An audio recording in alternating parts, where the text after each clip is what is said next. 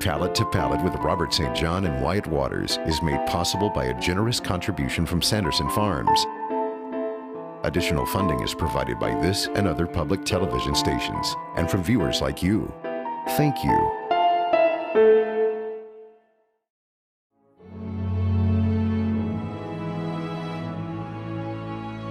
After a couple of days hitting it hard, the schedule gets to you a little bit. You know, it's a lot of food, it's a lot of driving, it's a lot of walking, a good bit of wine. Mm-hmm. Sometimes it's just, you know, you get dog tired.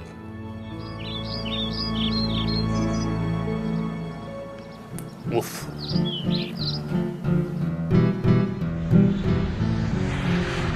If you want two Americans who love Italy, we're your guys. You know, I really fell in love with Italy before I even went there, just through the paintings I studied. Neither one of us are Italian experts. We mangle the language almost in every sentence, but we love this place. Turning people on to the food, to the culture, to the art, and just the entire experience. It's a great place. We're still learning about Italy. It's great to watch people experience this. We went over there and we fell in love with it. And we love sharing it with other people.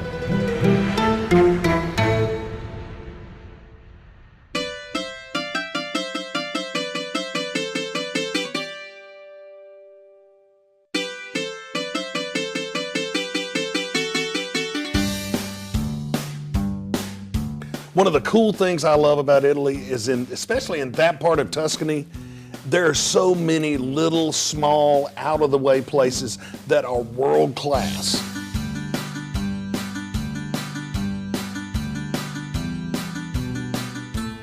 Corsano e Paterno is a place. You've got this Swiss architect who wanted to come to Italy and be a winemaker, and he retired and left architecture behind. He brought his daughters over.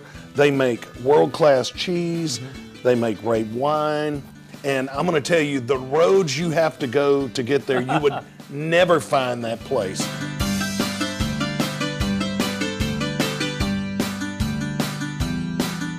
But they're all so knowledgeable in what they do, and they're so passionate about what they do. It's a very cool place. Besides the grapes, you also have more than 2,000 olive trees because we produce our olive oil. On the other side of the hill, we have more than 600 sheep where we bring the milk to make our cheese.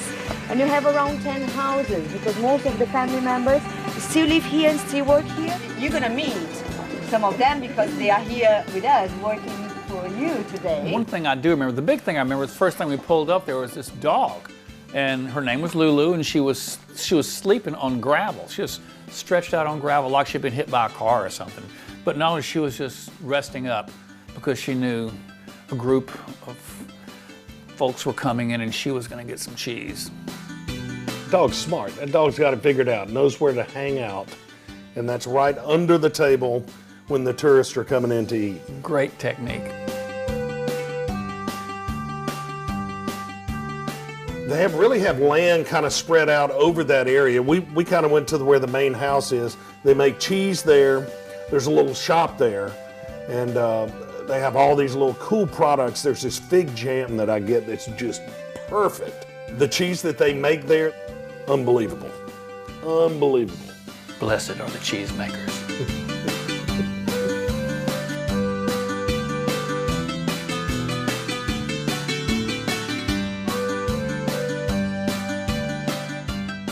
Most people would think, well, that's just, you know, it's a place where they make cheese or it's a little shop here and there, but everywhere you turn, like almost every place in Tuscany, there is something there's a beautiful view. You're up on a hill looking out. There's a cistern or a well or whatever. It's just everywhere you turn over there. Yes, yes. But that's what you had, these great rolling hills in the background and the well that's covered in vines. It's just screams of antiquity and beauty.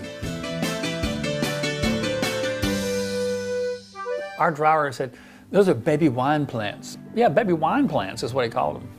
Yeah, olive oil bushes and wine plants. Little baby wines. The painting I was working on over there, I remember it began raining. I didn't know if I was going to finish it. No, I was not going to finish it.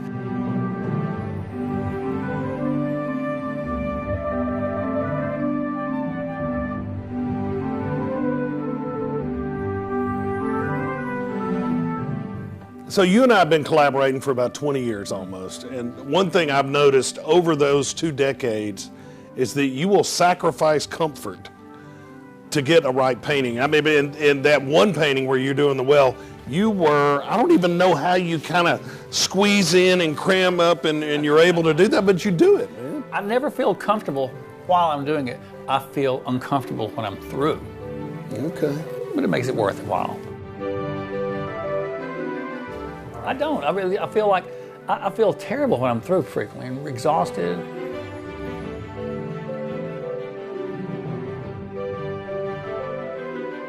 That day, the light was very soft because it was a little bit overcast and there was threatening rain. You didn't know if it was going to work or not work. So you kind of have to go with what you got at the time. And that's what we had that day. It turned out fine, though. Like a lot of things, if you give it a risk and see if it's going to work, maybe it will. A lot of times it does. I thought it was well done. Oh, very good. I get one every once in a while.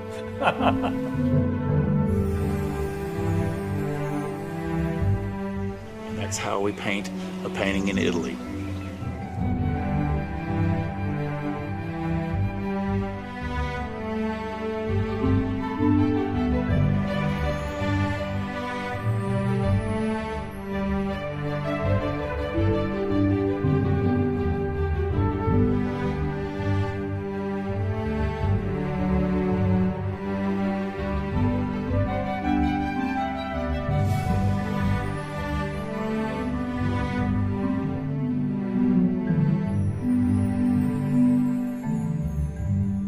The freedom of painting in the countryside is a wonderful thing. And then, of course, we go to Siena, which is, it's a city. And you have all these, these kind of restraints that are put on you by being in a city. And you almost got arrested painting in Siena. First time I was in Siena, I began painting there, and I saw this great angel on the walkway, the roadway leading into Siena. And I thought, this is great. I'll make this into a painting. I'll stop, I'll set up, I'll get going. I'm about halfway through with the painting. And this policewoman comes up and she says, no painting in ancient city of Siena. And which I found out later was not true. I guess the police officer was messing with me. I don't know. So I'm kind of insisting that please give me a little more time, 20, 30 more minutes. I'll have it done. I'll be out of here. No. So she stays there and she waits for me to put my stuff up. In the meantime, a person walks up with a very big dog, and it's a wolf German Shepherd hybrid. You can have a wolf German Shepherd hybrid in the city of Siena, but you can't paint, at least not that day. The thing about that, you stop that painting midway through, and it still made the book. I think it's even more interesting halfway finished than it would have been if you would have finished. You know, I'll tell you that little secret. I frequently like my paintings best when they're about half done, but I always feel obligated to finish them. So this is one where happenstance provided my out. I was able to leave it half finished. Thanks to the Siena Popo.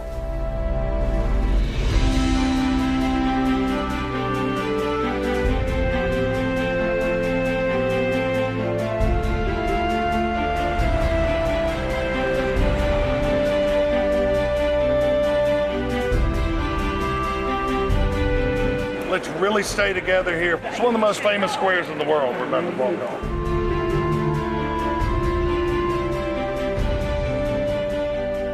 The beauty of working with tour guides is that they know so much, and Marina knows Siena. This is just conceived as this like living room of Siena without being on an intersection. It's really like the living room. Because Siena started, the first nucleus of Siena was around where the cathedral is. And here was this field in the mountains, in the hills. And it's called Piazza del Campo. Il Campo, that means the field, like a field in a valley in the hills. And it's the shape of a valley in the hills. And if you ride through the area here, you can see valleys that have the same shape.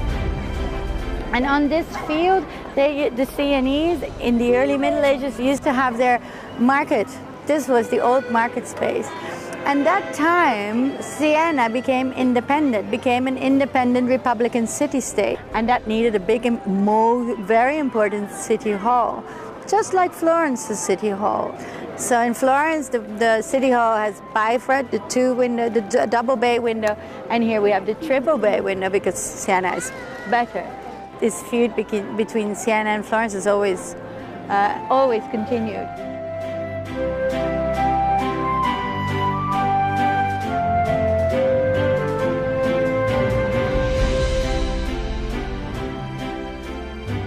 There is something really special about the square because it gives us a sense of balance. It gives us a sense as if it all fits. And that's because the place is divided in 9 wedges, and the length of all the rays between the wedges is the height of the tower. It's like a sundial. That gives a little bit of a Brunelleschian peace, feng shui feeling to the square. That's really, I think, the second largest tower in all of Italy. It's like 335 feet high. It's play great. Football up and down. So the square in Siena is one of the most charming in all of Europe, and that's where the Palio is held. And the Palio is the world's oldest horse race, still goes on twice a year, and tens of thousands of people pack this square in the summer. Each neighborhood or contrata is represented there, and they don't all race, but there's some type of drawing and a few race, and it's tight, man. They put dirt on the field. There are mattresses on the wall, and these horses are racing around, but there's a parade that goes in. It's a very formal procedure. It's a very, very unique and cool thing that happens in Siena. It's really what defines Siena more than anything is the Palio, and it's a city of neighborhoods. You know, we have rivalries over here in America, and it's usually, you know, this Southeastern Conference team against this Southeastern Conference team or something like that. Siena, there are 17 neighborhoods, and they are all big rivals. So they don't fight just with Florence, they fight with each other. Yeah. And they do it with a horse race. But I think they get together against Florence if they have a chance. Everything leads to this race, everything for the whole year. There's formality, there are big meals in each neighborhood. They parade around, they have banners and flags, and there's cheering. 40,000 people in the infield. They spend tens of thousands of euros to get a seat up on a rail up high, and it lasts 90 seconds.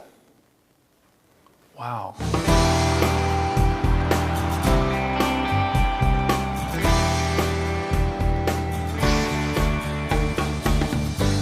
It's all about the neighborhood. But there are these crazy rules that go along with the Palio jockeys. They kind of bid on them, and they can move around from neighborhood to neighborhood. And you can actually, if yours loses, you can whip your jockey. You can't whip another neighborhood's jockey.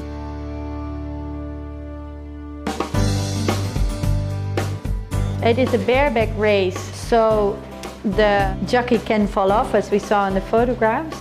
A horse can win without the jockey as long as it has the colors on still. A jockey falls off and the horse can still go ahead and win.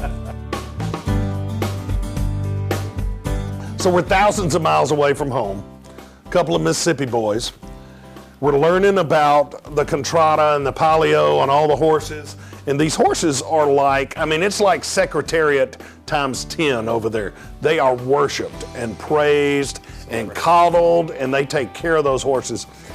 And one of the horses that has won the most races was named Mississippi. Appropriately enough. A horse is a horse. Of course. Of course. And this is the chapel of the Orca, as you can see, with the flags hanging there. So each contrata, each neighborhood has kind of a museum of the history of the races they've won and the outfits they've worn. And over the years, you're talking about hundreds of years of history of the Palio. Great artwork on the banners. Yeah. Each neighborhood has a museum for that, and they're very private, very low-key secure. But our friend Marina got us into one, and we got to kind of go behind the scenes of the contrata. The Orca is the contrata that has won most Palios in the course of history. So the Palio is the prize, and we named the race the Palio because of its prize. But the prize is a banner. It's like the football in Florence. You win a cow, here you win a banner. And the banner is made according to some rules. It has to be 70 centimeters by 3.5 meters, because that's the size of one of the windows in the cathedral. It always has to have the 3 signs of the 3 hills of Siena. It has the symbols of the participating contrada, and of course it has Mary, because the Palio is always dedicated to Mary. And here we can see obviously some fascist influence with the fascist symbol around the design of the Palio, and also a swastika over there.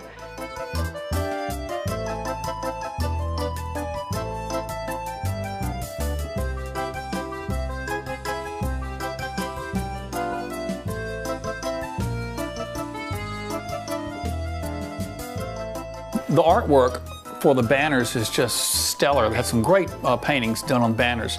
Palio means banner, and that's what the winner gets. The winner gets that banner, and that's what everybody is striving for. And so that's why they build these museums. And you might have one from 1977, and then you might not win another one until 2005. But those banners are cherished.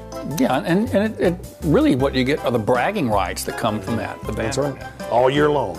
That was really cool. I didn't realize that until after we'd gone through that, how exclusive that was. It's rare.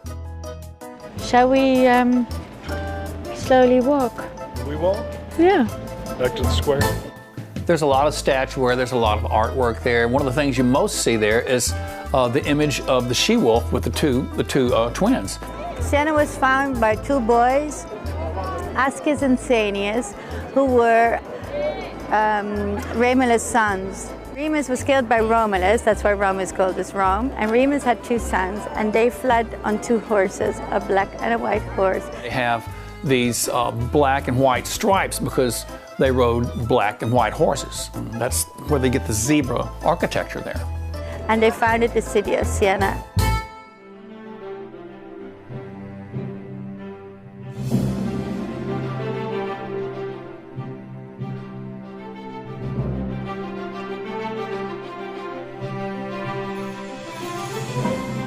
I've been to most of the major cathedrals in Europe, and I'm going to tell you my favorite, at least in the top 3, is the cathedral in Siena. Yeah. It's beautiful with the different black and white striped marble, but the floor. The floor is amazing, but a majority of it is covered up most of the year. A few little parts here and there are visible. You and I have been there when it wasn't covered up in the fall. It's only a couple of weeks a year that they do that, but it's just gorgeous. You've got all the popes around the edge, and you got a few relics. It's a beautiful cathedral, and you've got to go. You've got to be there to really witness it.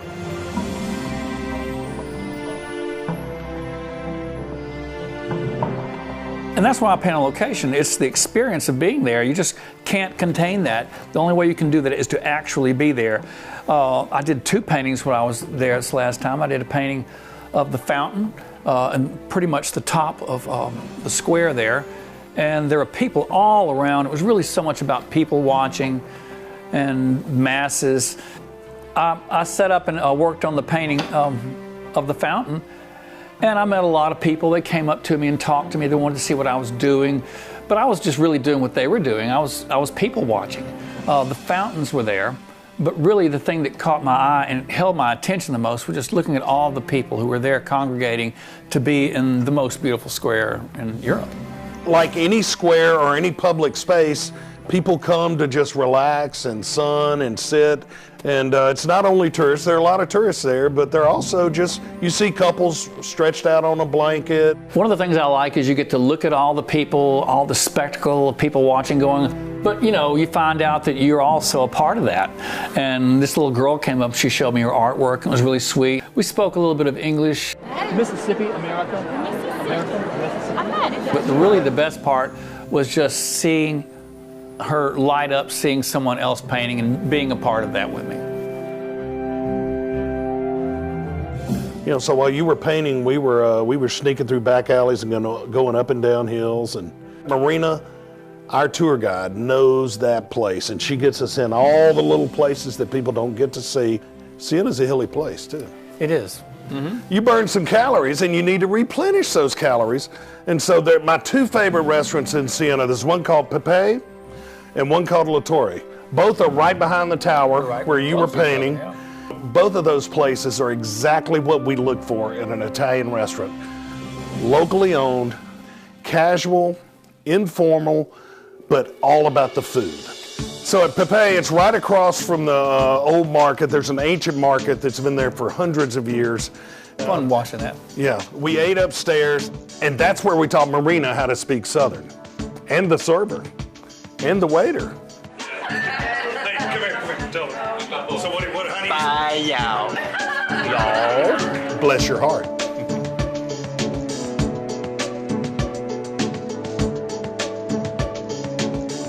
Here's the thing, you're working hard painting, but somebody's got to eat.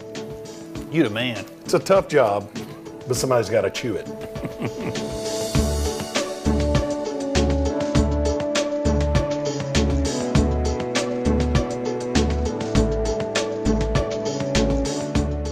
Not only was I able to do all this great people watching painting with the fountain in the square there, but while we were there, a processional began for kind of a thing for the Palio.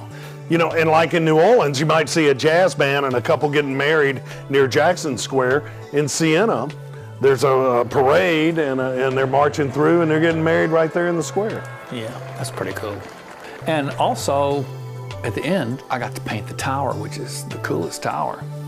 Just up in the clouds, up in the sky, and it was devoid of any people. It was just almost statuesque standing there. This one was a little bit unusual because I was looking up at the sky, and really I had to paint like this because it's really, really, really tall. And I remember not really anticipating that. I kind of got a little cramped up. But there were little pigeons up there, and it kind of made it very romantic, and it was the tower.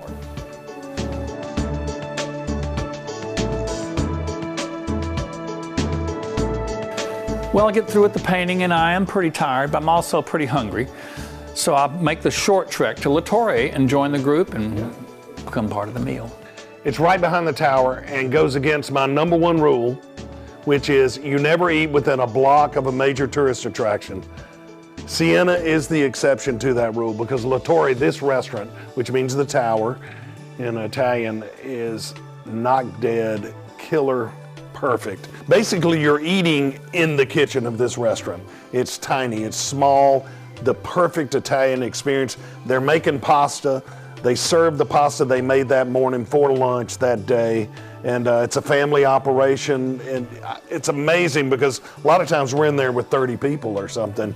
And it's amazing what they can do in that small little kitchen to feed basically, you know, a huge couple of dozen people.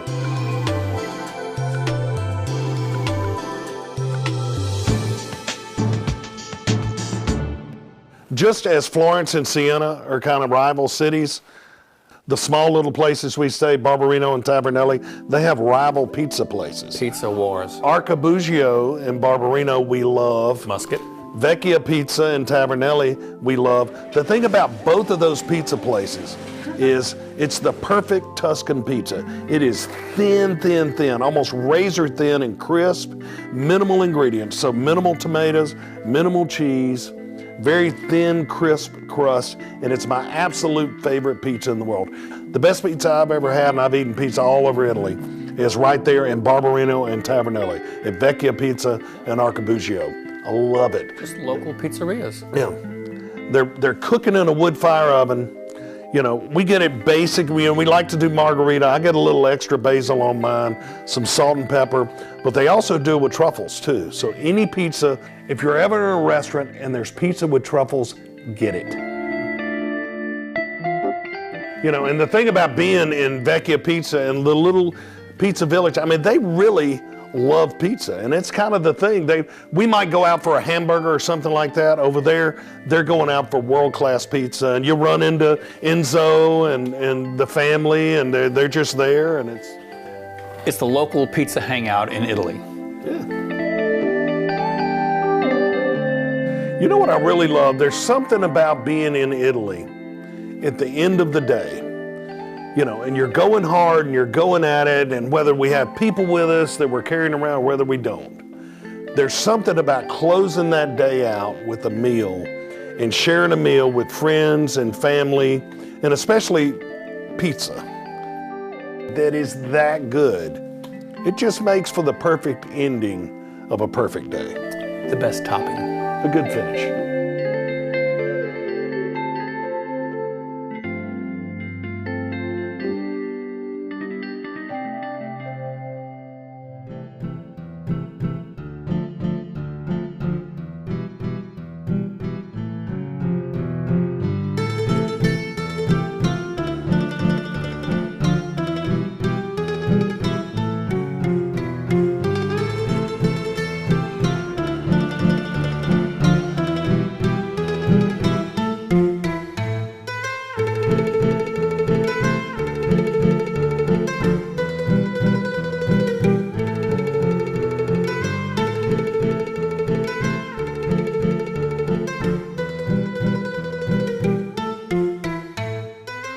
Many of the paintings seen on today's program, plus many others, are featured in the An Italian Palate Cookbook. This beautiful volume also includes authentic Italian recipes. An Italian Palate Cookbook. Palate to Palate with Robert St. John and Wyatt Waters is made possible by a generous contribution from Sanderson Farms. Additional funding is provided by this and other public television stations and from viewers like you. Thank you.